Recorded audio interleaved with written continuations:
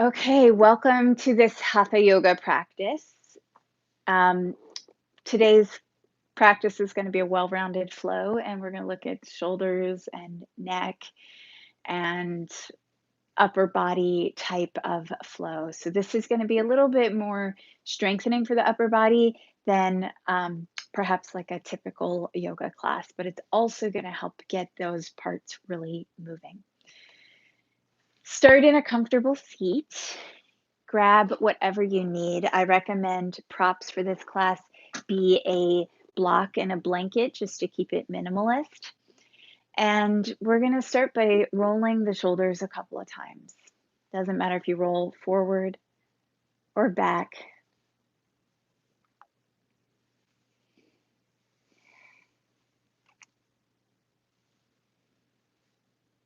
And then at one of the next lowering downs of your shoulders, so kind of scrunch your shoulders up. Take a full breath. As you lower down, settle in, let the eyelids close. Back of the neck be long. Take a moment to distinguish this practice, this time, from whatever came before and whatever will come after. I always return to the roots of yoga, what is actually present in the textbooks of yoga. And one of those phrases is yoga is the slowing down or the stilling of the thought waves of the mind.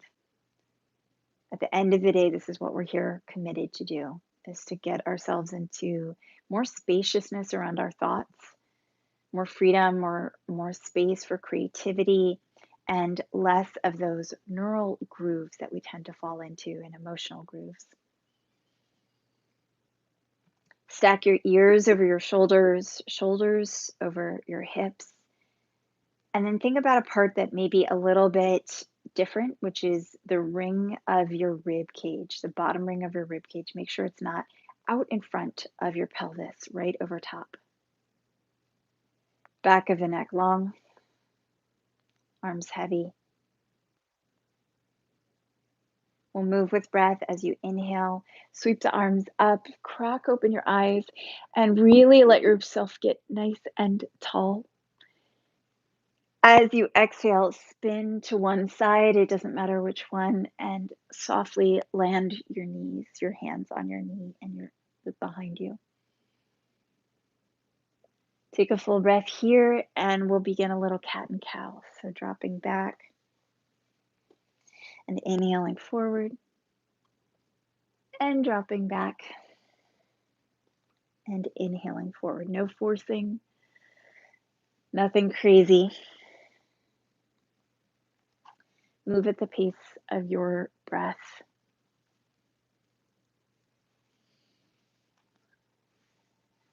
Unravel to center, sweep the arms up again, lengthen. Imagine you're holding a helium balloon and you're getting really, really, really tall. We'll take it to the other side. And from this spun position, start to round your spine back. Inhale, heart forward.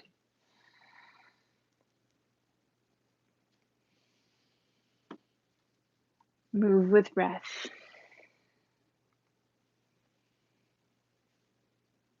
Observe if one side feels more restricted than the other. And then write that down. Do a few more on that side. As you're ready, you're going to open, sweep the arms out and up, and just press your palms right back over the heart. Hands to your thighs. Let your shoulders come up to your ears and simply shift a little bit side to side here.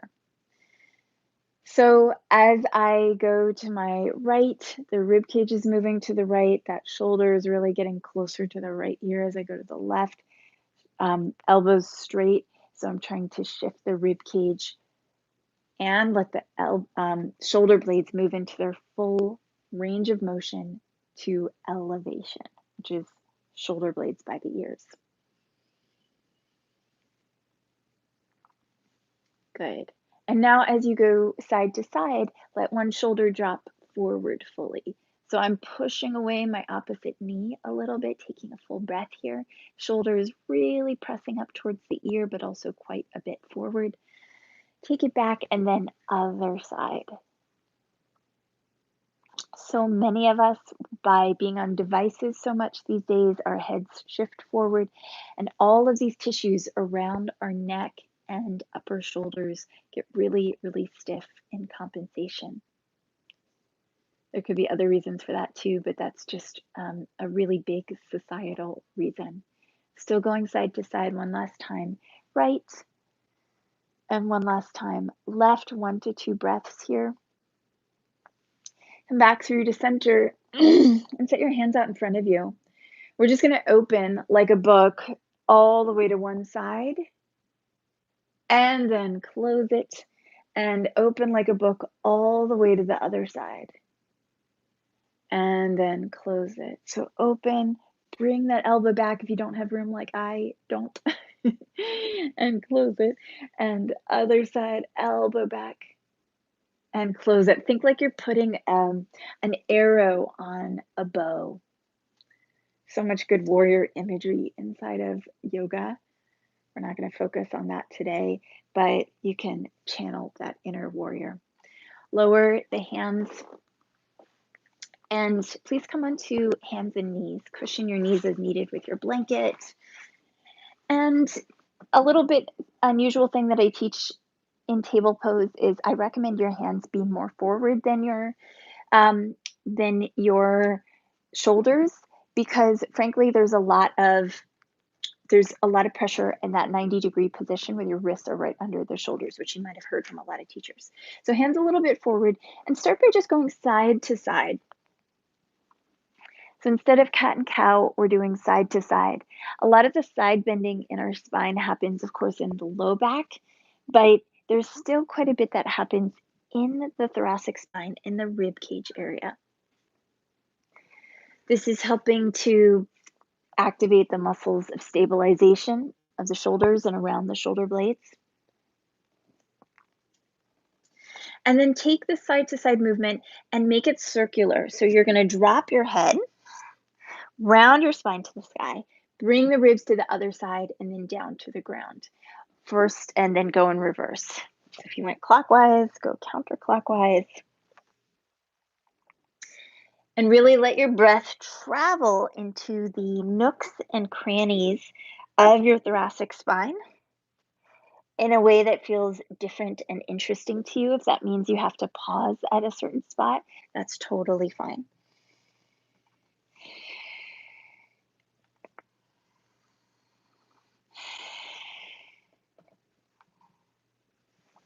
And we're going to lower down to the forearms now. So here on your forearms, feel free to allow your elbows to go a tiny bit wider than they normally would, even a lot wider than they normally would, and sag your chest. Sternum sinks down towards the ground.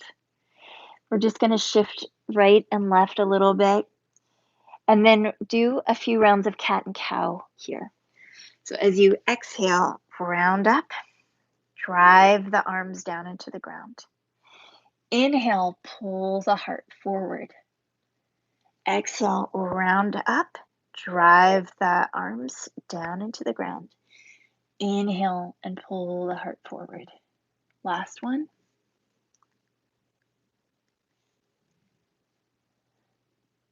And then wiggle your elbows all the way out, moving into a Sphinx shape.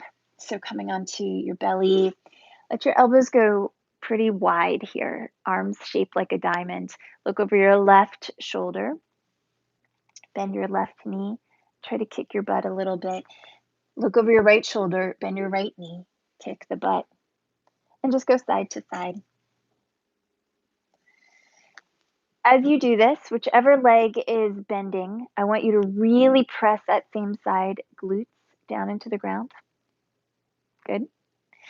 And you can do a little double kick like I am. Borrow this fully in full transparency from Pilates.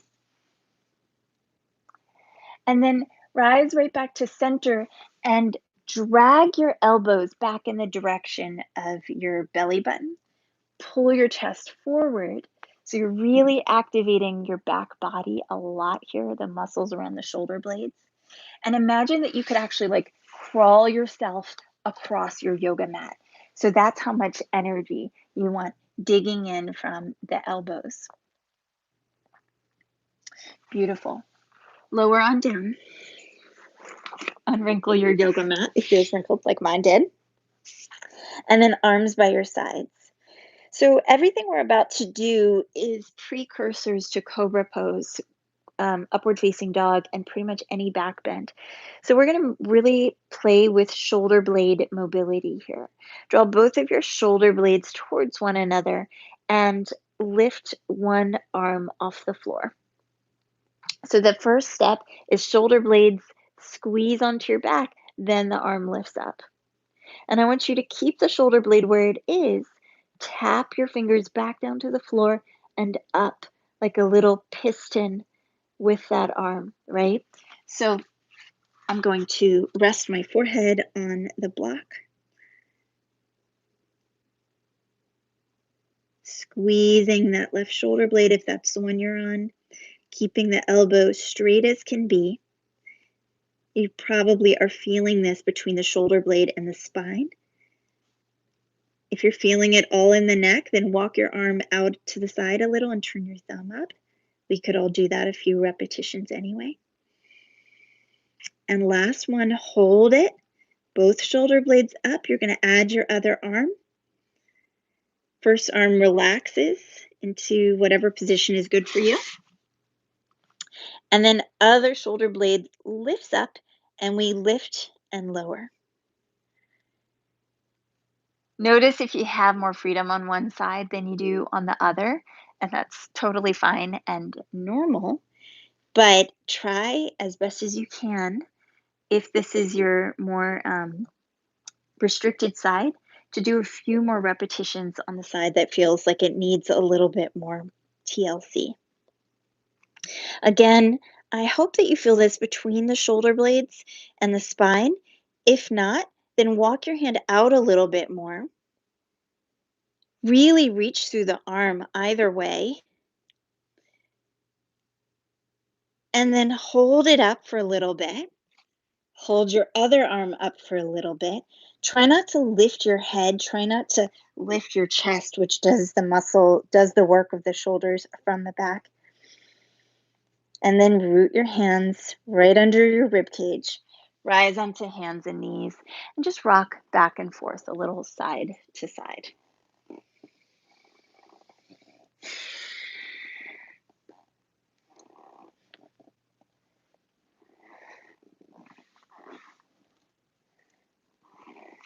And then let's go ahead and make our way to downward facing dog. So it's our first down dog. Don't worry about perfection. Rise your hips up and back and push the ground away. Feel free to have a short downward facing dog like I have, and just shift your hips a little right and left, noticing how the weight pours from the left arm over to the right arm. And as you pour the weight side to side, invite more length from your wrist to your hips. Good. Go ahead and walk your hands, keeping the weight through the arms, all the way to the back of your yoga mat. Take a deep, purposeful bend in your knees and shake out your head here.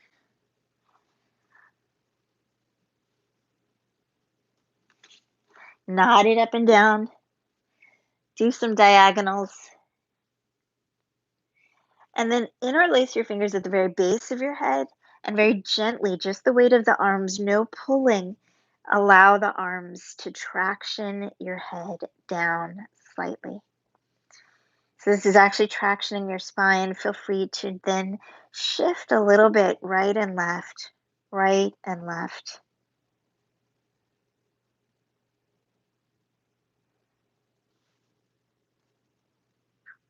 Release your arms, park your elbows on your knees, and start to straighten and bend your legs. So all of this is doing, it's keeping the angle of the hip exactly the same, but changing the angle of the knees. And so what that does is, it's as your knees straighten or move in the direction of straight, you're getting that little stretch on the hamstrings. And as the knees bend, you're getting a bit more slack in the hamstrings, but focusing the stretch a little bit further up. So this is a really simple and powerful way to get good mobility in the hamstrings. Walk your hands up to your knees, and then from here, dip one shoulder down and then the other. You'll notice that I've got my elbows straight here. You can do this in a deeper squat if you want a little bit more fire in your practice today. You could even do this with your hands on a table if you want less fire in your practice today. Connect with breath. Let the chin move opposite the shoulders. So as your left shoulder goes forward, your chin looks over that shoulder. As your right shoulder goes forward, the chin looks that direction. And then make your way up to standing. Strong legs. Inhale, arms up, draw your ribs back. Almost try to plank here, pulling the ribs back, pelvis active, palms together over the heart. Inhale, arms up. Catch hold of your top, whichever wrist you'd like to, and then you're going to tug on that arm. If you've got your left wrist, you're going to tug over to your right side. Let your pelvis move opposite of the directions of your arm. Inhale, rise up and switch. Catch the other wrist. Lean, pelvis moves opposite the arms. Big full breath here. Inhale to center, hands to the back of the head and elbows wide. Squeeze your shoulder blades up. Float the chest up. You can do a little bit of moving here. And then bend your knees. Lower your chin. Gentle weight through the arms to the head. Walk yourself right back out to downward facing dog. Fun party trick from down dog. We're going to lower both elbows to the ground and then our knees to the ground. From here, curl your toes under, rock back, and make your arms active out in front of you. On your inhale, I want you to shift forward, find a knee down plank. On your exhale, take it back to child's pose, active child's pose. Knees can be as wide apart as needed. Inhale, knee down plank. Exhale, child's pose or knees up, child's pose for more action, for more fire. Inhale, regular plank or knee down plank. Exhale, hover or child's. One more time. And then everybody start on your knees for this next knee down plank. Hands are shoulder distance apart, which makes it a little bit trickier than if your hands are closer together. You're going to shift to your left, pull the right arm up like you have a weight in it and you're doing a row. Shift to the right, pull the left arm up, elbow up. Shift side to side. By the way, rows can be done in a number of different ways.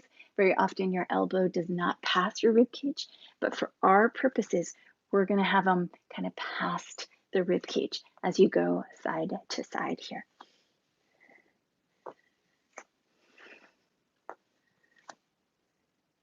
And then root your hands, shift your hips back, rise it up to downward facing dog. Inhale, shift forward to plank, squeeze your glutes, and then exhale, slowly lower down. Float the chest, float the arms, and really squeeze those shoulder blades towards one another. For years, I did way too much of this action of squeezing the shoulder blades towards one another, but this is periodically a good thing to practice. Full breath in this upper body locust shape. Lower your hands, root through table, downward facing dog. And in down dog, walk your feet apart. So I'm actually walking off the edges of my yoga mat. Bend one knee and the other so you start to get like really the pushing action and the side bending of your thoracic spine at the same time.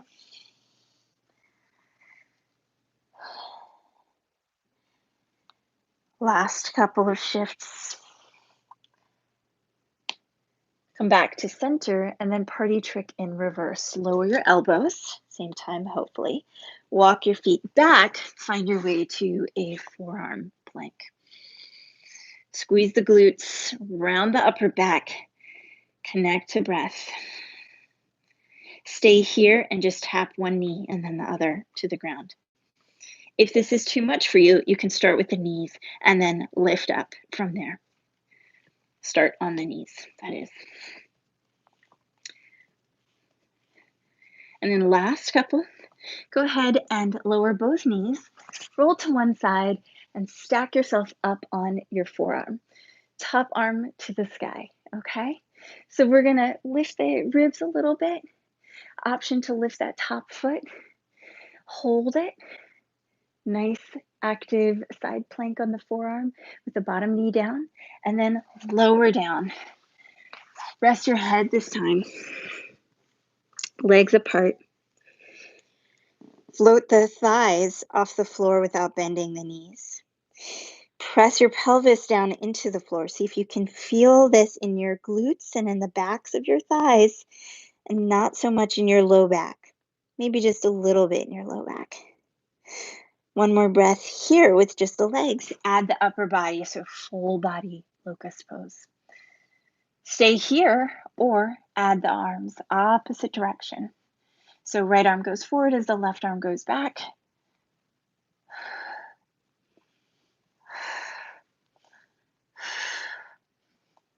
And then root your hands, peel your heart more forward, scoop the belly, find your way to table pose.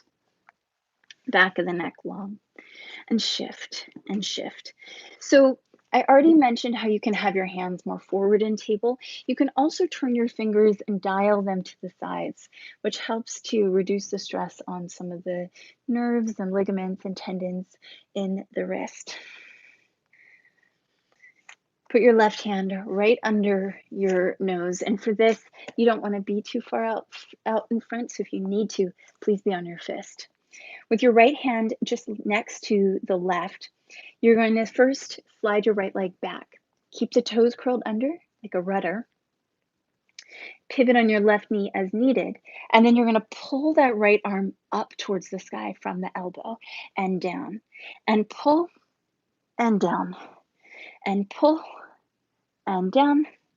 And pull and down. Let's do one more. Pull, reach, float that arm. Back heel can spin down towards the ground. Back of the neck long, ribs contained. So they're not floating forward, but you want them to pull up like into a side bend. We've got one more move before we do the other side. Both knees down, rise up to kneeling. Let your knees go apart from one another a little bit, hands to the back of the head, and start to spin towards one side. You're going to hold that as far as your thoracic spine will let you go, and then take that one arm back, other arm towards the ceiling, like you're going into Ustrasana or camel pose. Bottom hand presses the pelvis forward, top arm reaches up like you have a helium balloon. Inhale right back up. Notice that that was not a big movement on purpose. We're kind of concentrating the motion up here. Same thing, other side. Shift, release. Hand goes down, one hand towards the sky. You can first pull the arms in opposite directions and then hand to the pelvis, little bit of extra reach. So I'm getting the stability of that bottom arm and the lengthening and the mobility of that top arm. Inhale, rise up. So lower down onto your forearms and we will spin from here. So stack the knees, come onto your side, take the top leg long, top arm up towards the ceiling. Little convoluted way of getting here, but I want you to push down through the arm that's on the floor, through the leg that's on the floor. Feel your rib cage drift upward towards the ceiling. Good. And then from here, lower, lots of scapular stability. Come right back onto your forearms and then walk your hands up. Come onto your fists so that they're touching one another. Adjust yourself so that you can straighten your left leg back now, or whichever is the opposite of the one you straightened before. Pivot on your standing knee, keeping your gaze downward still with the hands just an inch or two apart from one another. pull the arrow onto the bow. The arm that's on the floor is really pushing down. Gaze is still down. Pull and down and pull and down. Do you feel how your rib cage has to rotate, has to move in this practice?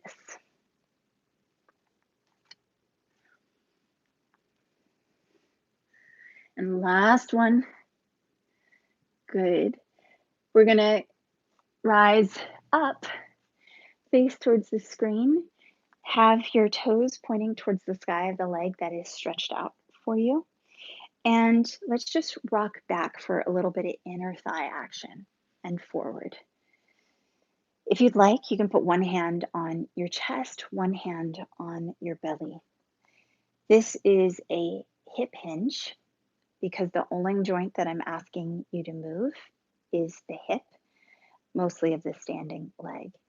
And so as you drop into it, all of these muscles are sort of eccentrically working. The glutes are working to lengthen and stabilize. And as you rise out of it, the glutes and the hamstrings are working to push you forward. So they're concentrically working. So back and forth, back and forth, and back and forth.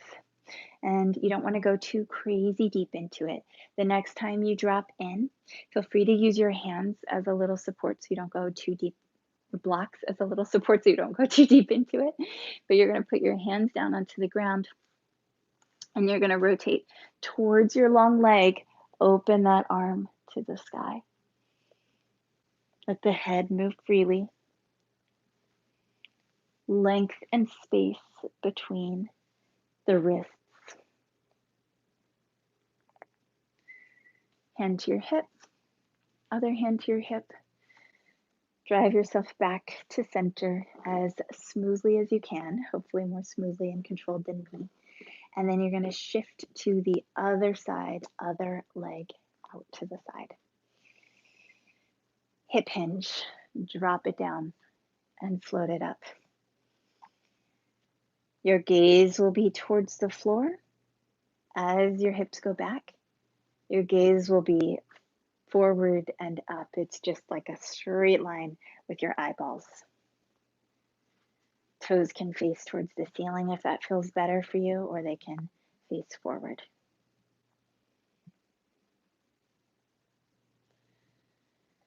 Squeeze your glutes at the top and then lower your hands down optionally to your block. This just puts a little less stress on the arms.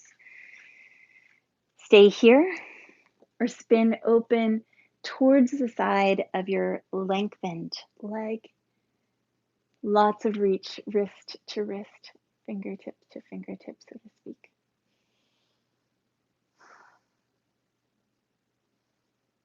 Head moves freely, wrist moves freely.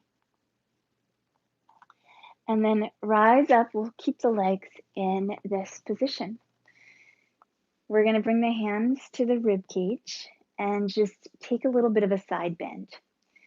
So if your left leg is straight out beside you, it's your left elbow traveling down to that left knee. Gaze is upward towards the sky. Now that you've got that nice side bend, add the top arm and just take 1 or 2 breaths here.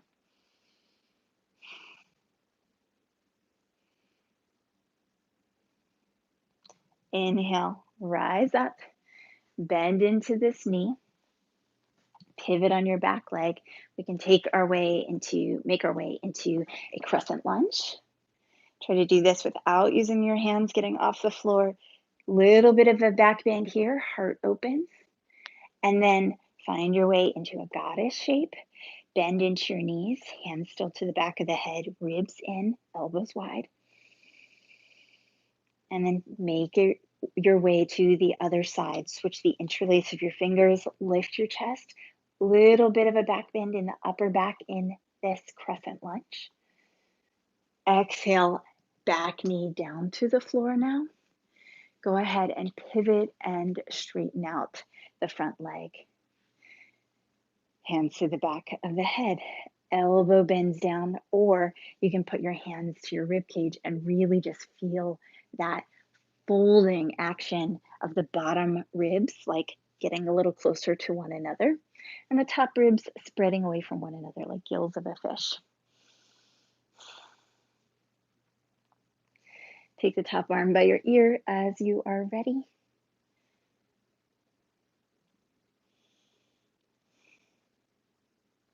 Inhale, rise up. Exhale, root your hands, step it back to the plank. Widen the space between your feet and tap opposite shoulder.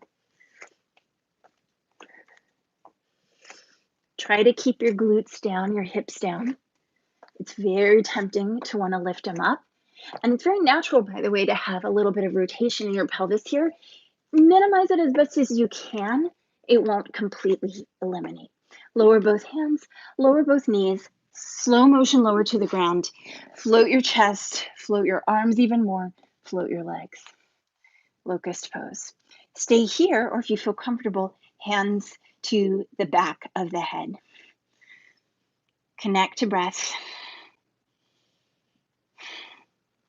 And then root your hands, pull the heart forward, rise up to your your table pose, and then lower down onto your forearms. So we're going to lift the knees, hover the knees off the floor, root the hands to the floor. This is really important. And we're going to use our legs to kind of pump us forward straight into plank pose. So if you've never done this before, it's like straightening one arm, try straightening one arm, then the other, then shifting forward.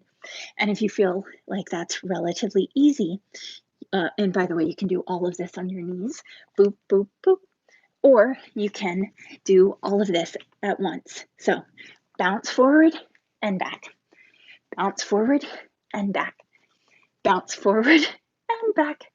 And last one, bounce it forward, hold it, spin to one side, stagger your feet if you'd like I did, for a side plank, full breath. Ribs lift towards the sky.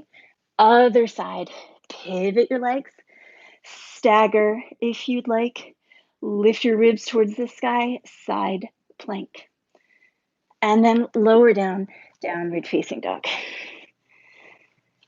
I have very purposefully, well, first of all, I have to adjust my yoga mat here, but I have very purposefully brought this down dog into a shortened position with the feet a little bit apart, because we're going to bring that left hand to the center of the mat in front. Right arm reaches under, grabs the outer shin, takes a couple of breaths.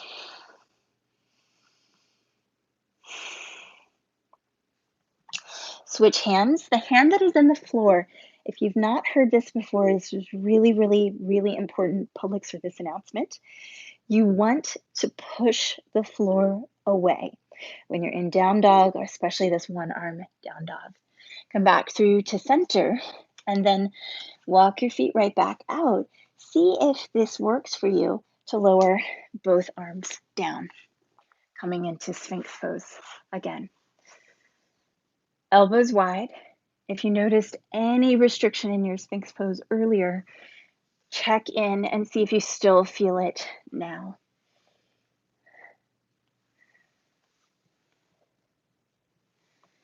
Just as a check-in, left arm pivots, right arm reaches forward and up. Pinky finger down, thumb up.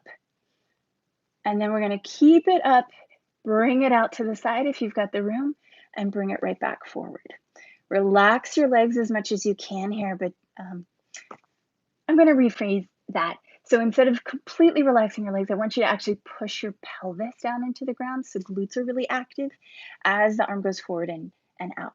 Now, if you need to, you can bring your elbow to the side rather than a full straight arm.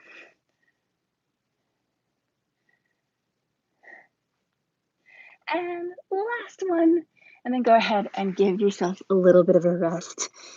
Bend your knees, swishing your feet side to side. I could definitely stay here for a while.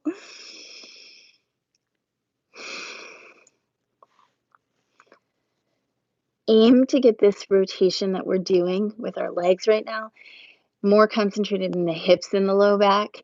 And the way you know it's more concentrated in the hips is if the pelvis stays more or less parallel to the ground. It will pivot a little bit, but the difference would be here. That's more low back, right? Ready for the other side. Rise up. Right arm is going to pivot a little. Left arm forward, thumb up, pinky down. And rise and lower. And as this works for you, you can stay here, or you can bring the elbow to the side or the straight arm to the side. I don't have a whole lot of room, so I might bend my elbow. Try back of the neck long. Try legs apart. Glutes active, but the rest of the legs pretty soft. Notice what's working. Notice what feels different side to side. And then all arms in front, all legs in back. Right arm and left leg float off the floor. Please have your other limbs soft, jelly-like, lower. Left arm, right leg. Please have the rest of your limbs not pushing into the floor. And lower. Right arm, left leg.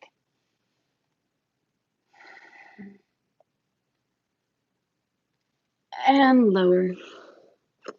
Left arm, right leg. And lower. Are we ready for all limbs? Notice that my body is in an X shape. I'm not trying to keep everything in a tight, narrow line. I'm actually purposefully coloring outside the lines of my yoga mat here. Float the legs, float the arms. Hold it for 3 breaths.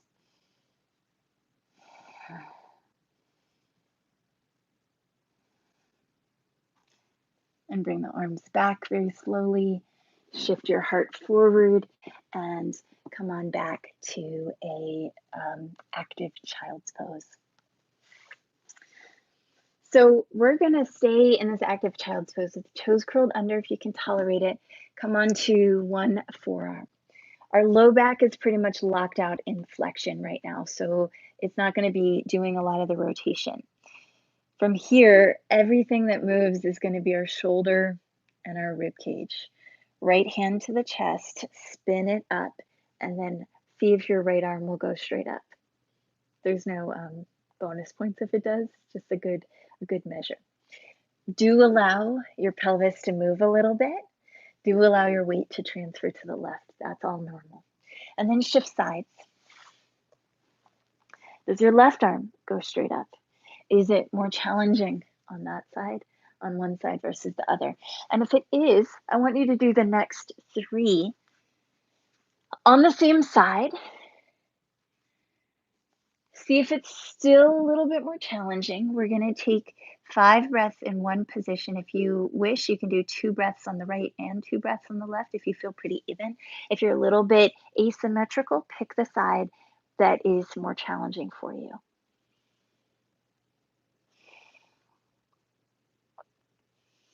Drive the forearm down into the floor, the one that's down. Reach the arm high to the sky, pulling back at the shoulder blade. I think we have 1 or 2 more breaths.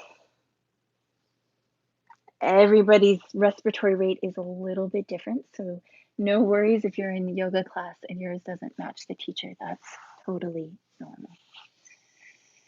Walk your arms out, interlace fingers if you wish.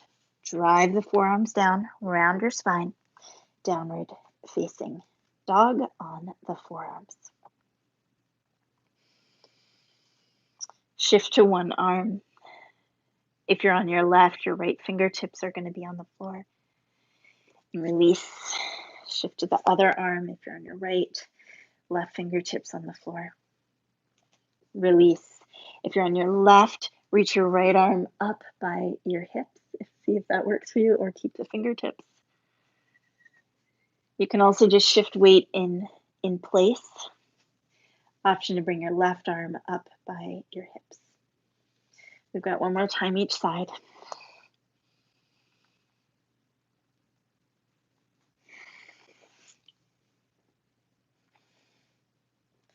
And then all hands down. Lower down to your knees, cross at the shins, and rise up. Come into a seated position. So cushion yourself as you wish. And then let's really round back. Hands to the knees. Let everything sag backwards. Breathe into your upper back a little bit. Inhale. Squeeze the shoulder blades back. Lift the chest. Maybe take the arms out, Titanic style. Exhale and round it back. As you inhale this time, right arm reaches towards the sky, spins behind you, and just notice any difference from the beginning of our practice until now.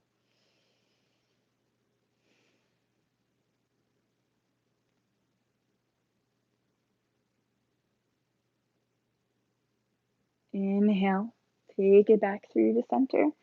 Get really tall, switch the cross of your legs if you'd like. Exhale to the other side.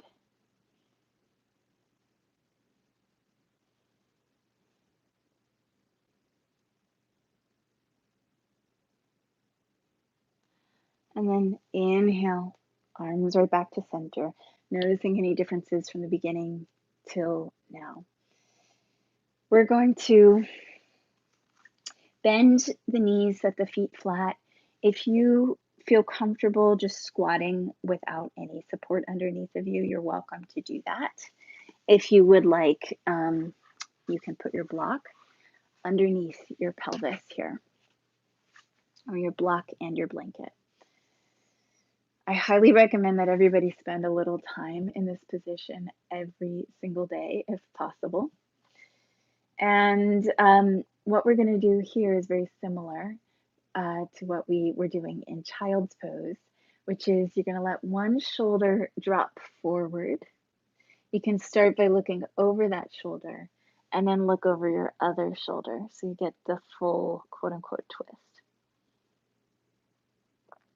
Take a couple of breaths here, and I invite you to breathe into your upper back specifically. And let me just say one thing. You can stay in the shape, but what you might notice is as you turn your head, do you also tend to tilt your head in the direction you're turning? Or tilt your head away from the direction you're turning? Or extend your neck or flex your neck? So I want you to do your best to keep it a little bit uniplanar. I know that's like not really how humans move, but to build in that control as far as you can. So what that means is come back through to center, shake it out a little bit. We're going to spin in the other direction, first looking over what is now your front shoulder. And then as you turn to look over the back shoulder, make sure that the distance between the chin and the shoulder is pretty similar, front to back. That should give you a sense of the control. Back of the neck long, breathing into the upper back.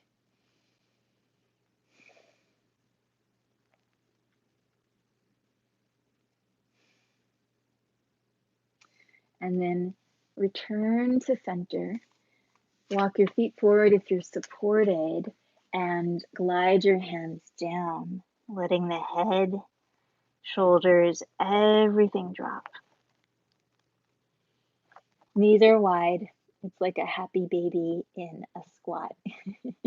Happy baby pose in a squat. Ananda Balasana. For many years as a yogi, I always kind of stuck my chest out and up and had this very like ballet style posture. And it created a habitual tightness back here at the bottom of my ribs. So this is a place that I consciously breathe into. Maybe for you, it's further up here. Maybe it's between your shoulder blades. Maybe it's really important for you to let your elbows get heavy. And we'll be here for 2 to 3 more breaths. If you need to readjust by kind of crossing at your shins or anything like that, go for it.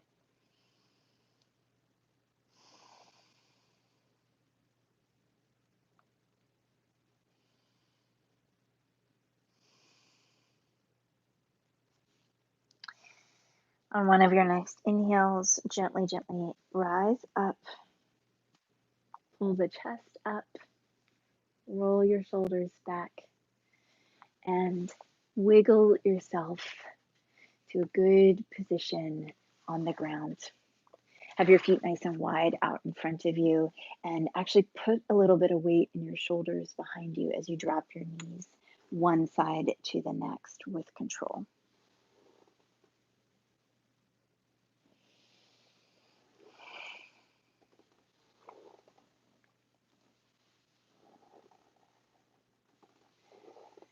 Setting yourself up for your Shavasana. If you'd like, you can use your blanket roll under your knees.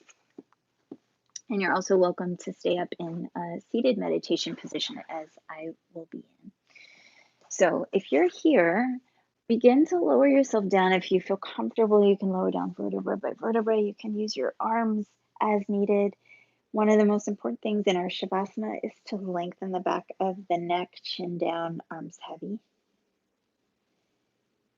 If you need a pillow or a folded towel to keep the back of your neck long, no shame in that, right? Just whatever it takes to get there. And if you prefer to stay seated, please join me in a seated position.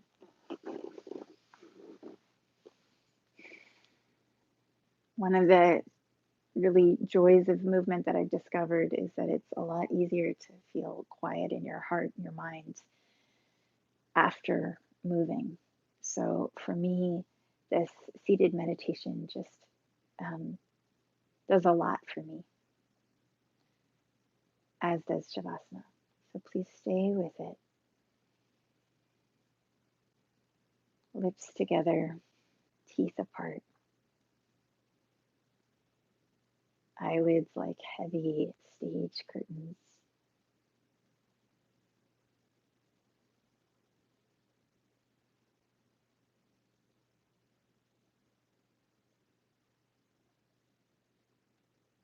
We invite space between one thought and the next, which is the root of all of this practice.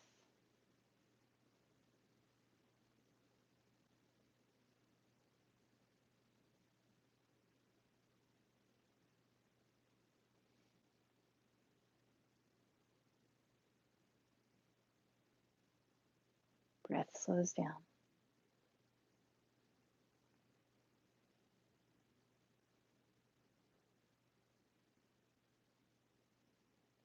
Skin of the face smooth.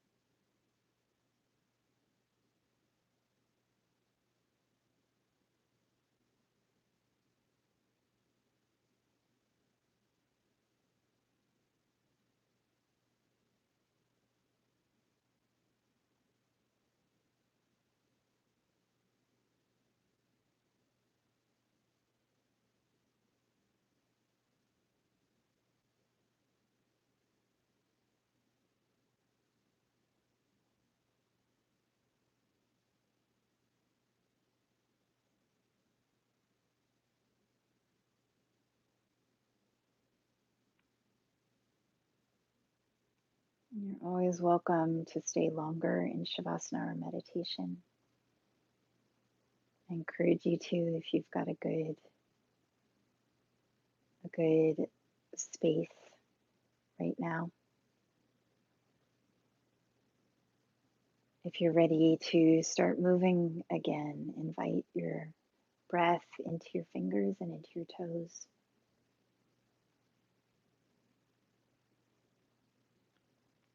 Take your time to wake up the limbs. If you're on your back,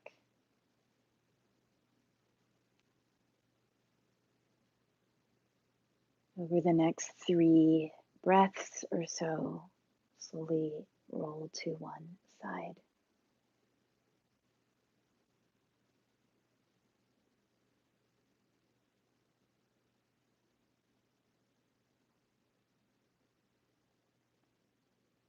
And gently press up into a comfortable seated position.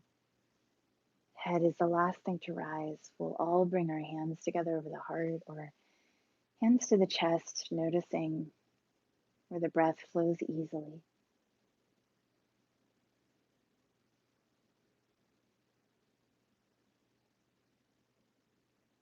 One final squeeze of the shoulder blades to the ears. Take a full breath all the way into the upper chest. And then with a big sigh, let it go. We bow down to our own inner potential, our infinite potential. We bow down to our commitment to kindness, to ourselves, to others, to our planet. And thank you all for being here with me.